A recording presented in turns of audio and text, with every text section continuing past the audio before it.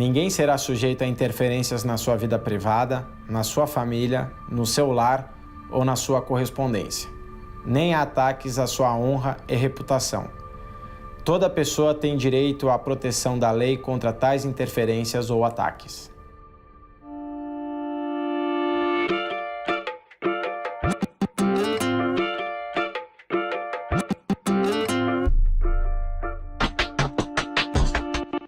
Desde a criação da Carta da Declaração Universal dos Direitos Humanos em 1948, o conceito de privacidade mudou. A revolução tecnológica trouxe novas formas de pensar e agir em relação à nossa privacidade. A noção de direitos humanos, ela surge a partir da filosofia iluminista, regras universais que servem para todo mundo, e os direitos humanos são bem fruto desse tipo de ideia. A ideia de privacidade, ela é uma ideia que, pelo menos no Ocidente, ela vai evoluindo aos poucos, no sentido de que em Roma quase não existe noção de privacidade. A noção de privacidade, ela nasce principalmente no âmbito das classes sociais mais altas. Depois da Idade Média, se você observar os castelos da Idade Média, não tem espaço privado.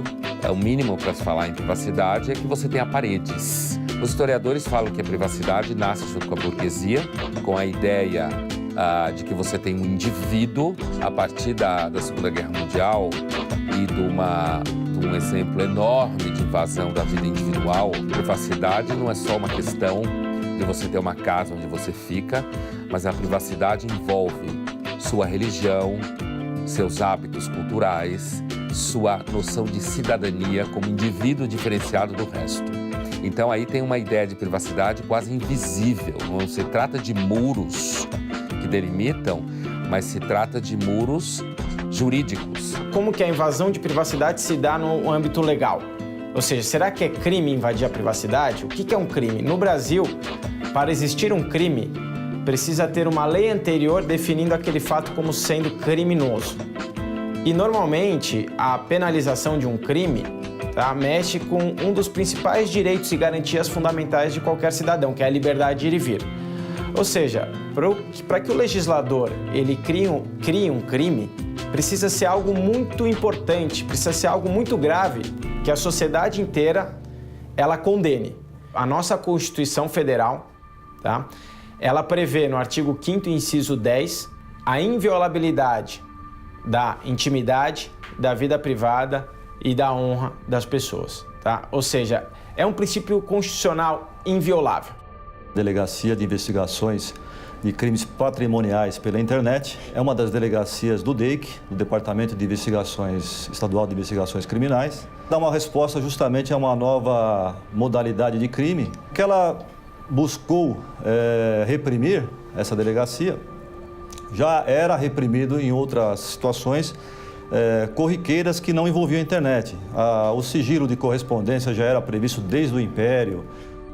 Na área de invasão de privacidade você tem uma gama enorme aí, desde crimes contra a honra, na parte pessoal ou até de crimes envolvendo empresas, como invasão de dados sigilosos dessas empresas. Então a gente pode chegar a uma noção de privacidade hoje para os direitos humanos que envolve problemas como você não ser assediado moralmente, você não ser assediado sexualmente, você não sofrer bullying no trabalho ou na escola. Quando a gente chega nas redes sociais, aí a coisa fica mais específica e mais grave.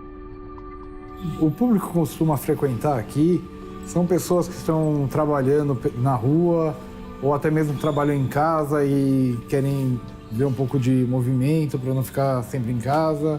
Pessoas que estão precisando de uma informação, buscar uma informação na internet, imprimir algum documento.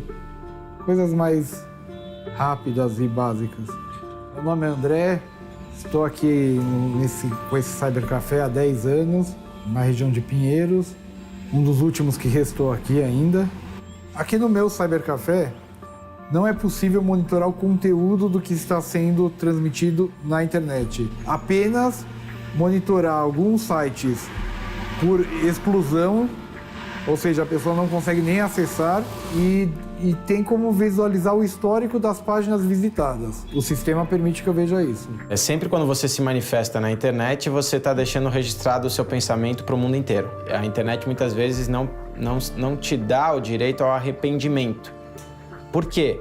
Porque automaticamente você já está externalizando ao mundo o que você pensa e já é passível de críticas. Quantos casos nós já tivemos de situações em que pessoas, na minha opinião, podem até ter pensado em fazer uma piada sobre determinado assunto, mas em razão da exposição ao mundo e para pessoas que não conhecem aquela que fez, elas cometeram crimes. E cometeram mesmo, e merecem ser punidas, muitas vezes, crimes de preconceito, né? E que colocaram ali, achavam que estavam numa conversa de bar, uma piadinha totalmente absurda, mas a partir do momento que colocou na internet, passa a ser crime. Ponto.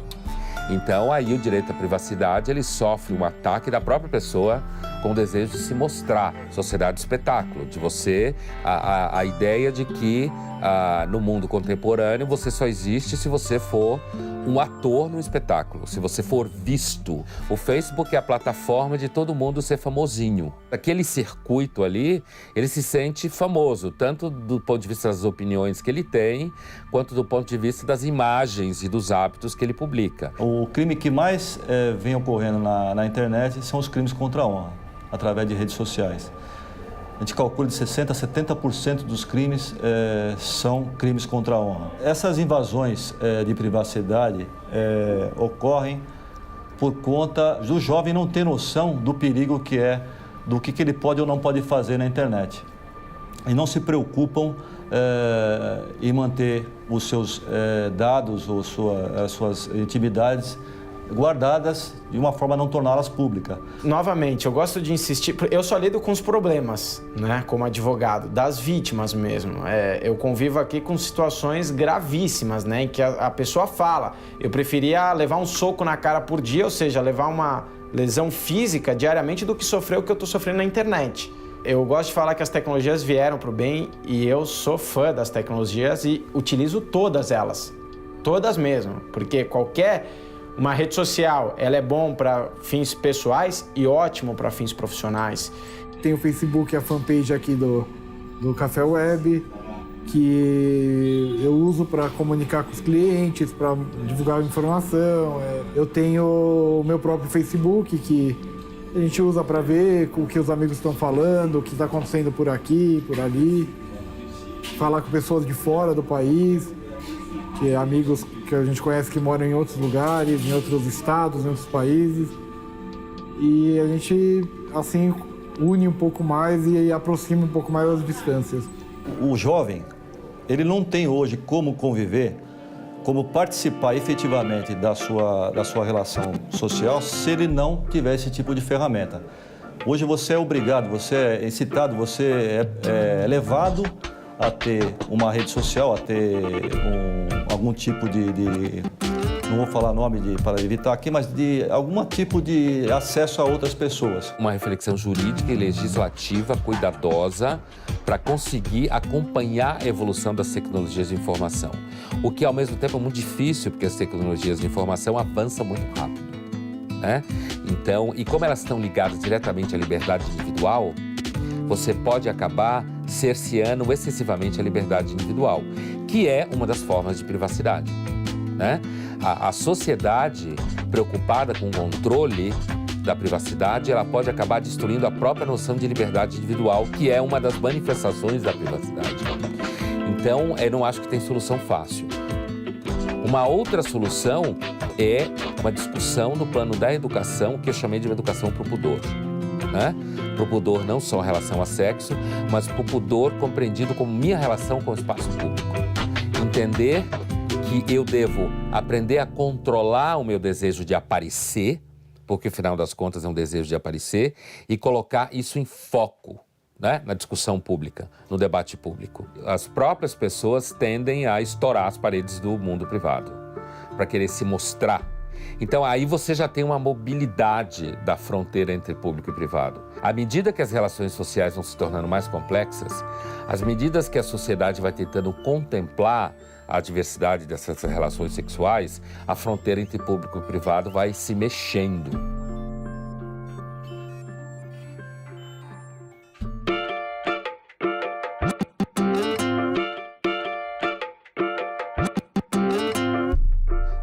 reputação são conceitos públicos, portanto, emana do espaço público. Na medida que emana do espaço público, ela carrega dentro de si uma espécie de violência. É o público que constrói a noção de honra. Se o público não reconhece em você a honra, você até pode ser uma pessoa honrada, no sentido de que você não faz nada de errado, digamos. Mas se o público não reconhece dessa forma, você não existe enquanto honra. O problema é que, na medida em que muitas pessoas participam individualmente da construção do espaço público, você torna a honra muito instável. Você precisa de ferramentas públicas para lidar com a honra, certo?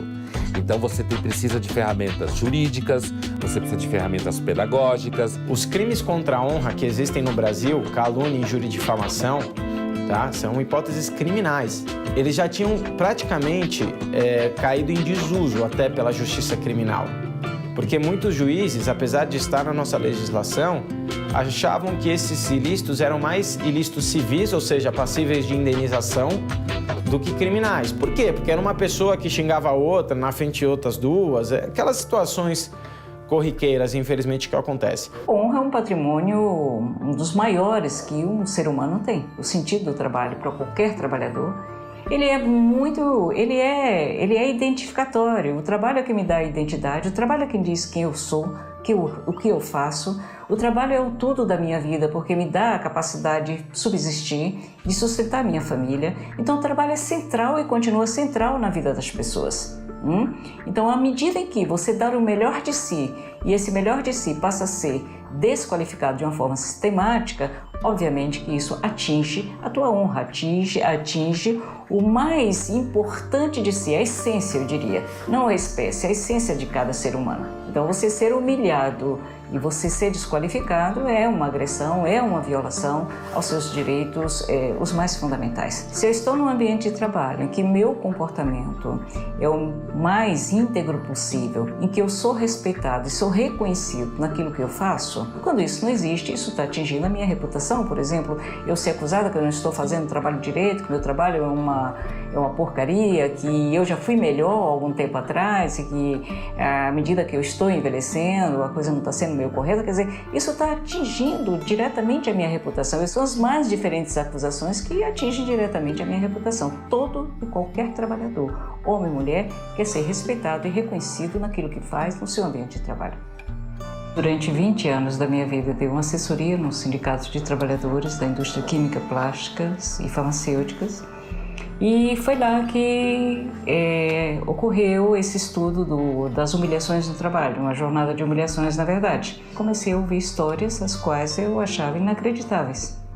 Histórias de humilhações repetitivas no trabalho. Isso me mobilizou muito, porque eu sentia que aquelas pessoas não estavam inventando, era um sentimento profundo, um sentimento que muitas vezes levava a chorar espontaneamente à minha frente, homens e mulheres, ao contar suas histórias. O assédio moral, ele é uma questão de saúde pública, na medida em que a gente tem um aumento acentuado. Esse aumento chegou a atingir em torno de 600% do ano 2000 para o ano 2010, em termos de denúncia. Sempre há uma série de trabalhadores que são os escolhidos, digamos assim, os alvos para ser humilhados dentro do ambiente de trabalho. Aquela pessoa que adoeceu, que teve que se afastar, que não dá produtividade, aquelas pessoas que não aceitam participar de atos ilícitos, de corrupções, de mentiras, tudo que sai do perfil, digamos assim, do que a empresa considera normal para os ganhos dela, passa a ser algo intolerável do ponto de vista da empresa. Então, o assédio moral não é uma doença. O assédio moral é uma estratégia de forçar o outro a sair daquele emprego e causa doenças. Isso que é importante frisar. Legislar, fiscalizar, amparar, no sentido de acolher esse trabalhador, dando tratamento se é necessário, afastar e respeitar esse afastamento. Quando esse trabalhador retornar ao ambiente de trabalho, seja recolocado na sua função anterior. Enfim, tem várias funções, tem várias obrigações do Estado, qualquer que seja ele, qualquer que seja o âmbito, município, estado ou federal. Redes sociais, internet e trabalho. O convívio entre as pessoas existe nas mais variadas formas. Mas em casa ou no apartamento, na rua em que moramos, a vida continua e o nosso vizinho está ali, do nosso lado. Como fica a privacidade nestes casos? São pequenas lições de convívio na metrópole, convívio com o vizinho. Então, a Áurea mudou pra cá depois de 4 anos, eu mudei pra cá. E aí foi pegando amizade, assim, de quando meus filhos, às vezes, passava mal, eu como era, não tinha experiência com criança, né? Eu pedia socorro pra ela e ela me socorria com as crianças também. E de vez em quando as filhas dela também pegavam meus filhos pra vir na casa delas brincar. Eu não gostava muito, ficava preocupado porque o meu filho caçula ele era muito levado. E ela me xingava, não, deixa ele aqui, deixa ele à vontade, deixa ele brincar. E assim, vai, me ajuda aí. Foi começando essa amizade, eu vim pra cá com 3 filhos, morando nessa casa, só eu e meus 3 filhos, que eu era desquitada do meu marido. E a vida era um pouco difícil, então a gente precisava ter amizade, porque a gente precisava sempre de socorro. E com quem eu me socorria era com ela, com o marido dela, né? Porque ele sempre teve carro, então quando a gente precisava de uma ajuda, de um socorro urgente, ela era bem jovem ainda, eu era mais velha. Então, se ela precisava de um conselho, de alguma coisa, ela falava comigo, o que eu podia fazer, eu fazia. Os meus filhos, as filhas dela eram pequenas, né? Eram meninos tudo pequenas. E a minha filha já mais velha, né? Tem a outra também. Então pegava ele, saía para passear, tudo. E assim foi indo. Elas ficaram mocinhas, minhas filhas casaram, tiveram filhos. E agora se uniu, foi indo de geração em geração. Agora se uniu os meus netos com os netos dela, né? Tem muita amizade, minhas netas, eles têm muita amizade. Então, nós estamos aqui, nós estamos em família. É uma família aqui. Meu nome é Sônia, eu moro aqui há 38 anos. E como vê, aqui é um lugar assim, cada um para si, Deus para todos, mas na hora de pedir ajuda, né, tem o socorro de cada um. E tem a minha vizinha Áurea, com as filhas e os netos, os bisnetos, né, Áurea? E tem a irmã dela, a Nena, ali do lado. A Nena ali. E tem a Ariane, que é a neta da Áurea, com a outra filha que ainda não veio, ficou dormindo. Uma das coisas que combate as trevas é você ter vizinhos. Por quê? Porque o vizinho lembra você que você não deve fazer besteira, porque ele vai começar a falar mal de você por aí. Ao mesmo tempo, o vizinho é o que chama ambulância se você estiver só. Aí já está a ambivalência. Quando faz muito barulho, principalmente à noite, aí é ruim. Principalmente na hora das novelas.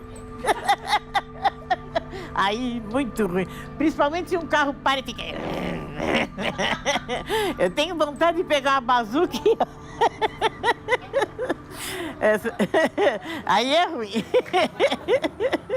Então eu posso ter uma lei em que eu só posso fazer churrasco até 5 da tarde no domingo, que eu não posso abrir um boteco numa área residencial, que vai ferir a privacidade das casas, fazer com que as pessoas ouçam barulho quando elas não querem.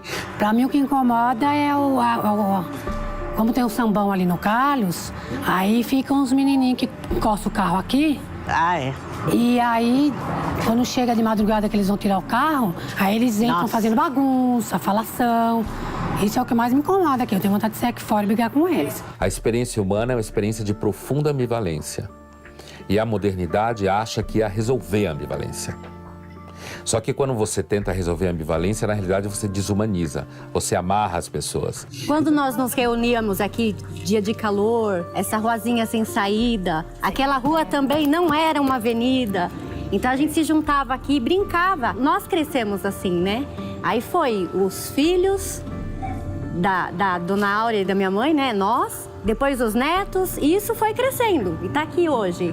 Eu acho que a gente não incomodava, não.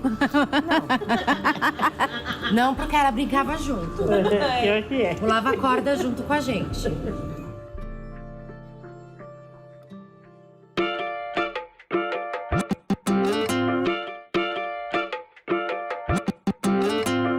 Então eu quero que o meu vizinho me respeite se eu respeito ele. Então eu tenho o dever de respeitar o vizinho, portanto ele pode me devolver o dever que eu cumpro com o direito de me respeitar. E normalmente quando a gente discute direitos humanos é uma coisa cara, não só em preço, né? Mas ela é cara porque ela exige elaboração, ela exige organização, ela exige limites e ao mesmo tempo, e eu acho que isso é uma coisa importante se pontuar, direitos humanos só existe na medida em que existem deveres humanos. E as pessoas não aceitem como natural, né, ser constrangido, ser humilhado, sofrer tortura dentro do ambiente de trabalho. As pessoas quando vão para uma empresa, elas procuram dar o melhor de si, elas procuram dar aquilo que elas podem, que elas conseguem dar melhor, que elas podem produzir melhor. Então, no momento em que você está num ambiente de trabalho e que você passa a ser massacrado, desqualificado, isso atinge a honra, a dignidade. Então, as pessoas não podem assumir ou deixar que isso ocorra nas suas vidas como algo natural, como algo que é um direito do seu empregador. Não somente com ele, mas até em assistir, testemunhar um colega de trabalho ser humilhado, que ele deve concordar ou aceitar ou se calar com isso, se silenciar. Jamais. Deve ser rompido o silêncio, deve dar visibilidade ao ocorrido e deve ser denunciado publicamente. A honra, a reputação, a identidade, a subjetividade, a personalidade é um direito de cada indivíduo. Essa declaração, ela não se relativiza. Privacidade, intimidade e honra. Claro que isso sempre foi importante, claro que isso sempre foi fundamental, tanto é que foi estabelecido em 48. O conceito de correspondência mudou. O que se tinha lá atrás, na época da declaração, na nossa Constituição, era a correspondência transmissor-receptor. Hoje, o que temos é o indivíduo falando com o mundo, às vezes conscientemente, às vezes sem saber que está fazendo isso, através de cookies, de navegação. Então, mudou o tipo de relação da pessoa com o mundo, da pessoa individualmente com outra pessoa, mudou. Com o tempo e com a tecnologia, tudo isso foi se agravando, porque a nossa expectativa de privacidade ela foi diminuindo. E isso não pode ser assimilado de uma forma tão natural. A gente tem que ter sempre esse tipo de proteção, porque senão daqui a pouco rasga-se tudo novamente. Ou seja, eu não tenho mais qualquer expectativa de privacidade, não importa qualquer tipo de situação, eu quero me expor mesmo. Não, às vezes o Estado tem que intervir um pouco. É por isso que a nossa lei, felizmente, protege os direitos da personalidade. Não pode ser só o Estado estar preocupado com isso. O cidadão, ele tem que ter essa preocupação, que é impossível o Estado, hoje, na atual conjuntura desse mundo digital, controlar esse tipo de coisa, se não houver por parte do cidadão. A nossa intimidade é aquilo que queremos guardar para nós mesmos ou dividir somente com quem quisermos, seja em casa, no trabalho ou na internet. Isto é um direito de cada um de nós, convivendo e respeitando a privacidade do próximo. A democracia é uma sociedade que busca equilibrar deveres e direitos. E não apenas uma sociedade de direitos, porque a ideia de que as pessoas só têm direitos faz delas pessoas infantis. O direito é uma espécie de realidade que é gerada a partir do dever. A honra do ser humano, né? Ou seja, hoje em dia, infelizmente, também por causa da internet, as pessoas se matam porque tiveram a sua honra abalada. Ou seja, os casos de cyberbullying aí são gravíssimos para jovens que não têm a maturidade para assimilar aquele tipo de situação e, infelizmente, quando o ser humano quer ser mal, ele é muito mal. E, às vezes, não percebem o que estão causando ao próximo. Assim como na vida real, sempre quando você estiver conectado, não deixe os seus princípios de lado. Saiba que, do outro lado, tem uma, ou melhor, milhares de pessoas que podem sofrer com um determinado tipo de atuação que você tiver. E isso é fundamental. Você pode magoar muitas pessoas, você pode causar muitas vezes até atrocidades se você não seguir os seus valores. Lembre sempre das declarações dos direitos humanos, lembre sempre da Constituição Federal do Brasil, e das demais legislações. Você precisa estar sempre acompanhado da noção de dever e não pensar no direito humano como alguma coisa que brota de árvore ou que cai do céu.